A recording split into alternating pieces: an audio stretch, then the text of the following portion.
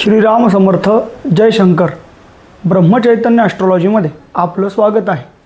दिनांक 22 सप्टेंबर 2025 वार सोमवार रोजी शारदीय नवरात्र उत्सवाला प्रारंभ होत आहे. या नवरात्रीचा पहिला दिवस म्हणजे घटस्थापना. देवी महात्म्य पुराणानुसार महिषासुराचा वध करण्यासाठी सर्व देवतांनी आपली शक्ती एकत्र केली व त्यातून दुर्गा प्रगट झाली व तिने महिषासुराचा व्रत केला. तेव्हापासून या शारदीय नवरात्रामध्ये दुर्गेचे पूजन करण्याची प्रथा सुरू झाली. या देवीमध्ये दुर्गेचे 9 प्रकार असून त्यांना नवदुर्गा असे म्हणतात. नवरात्रातील पहिला दिवस म्हणजेच देवी शैल्यपुत्री, पर्वतराज हिमालयाची कन्या व पार्वतीचे रूप म्हणजेच देवी शैल्यपुत्री. या दिवशी देवी शैल्यपुत्रीला आपण घटाची माळ म्हणून नागिनीचे पानं, विड्याचे पानं तसेच आंब्याच्या पानाची माळ अर्पण करावी. देवीला पांढरे वस्त्र दान करावे, दूध अर्पण करावे.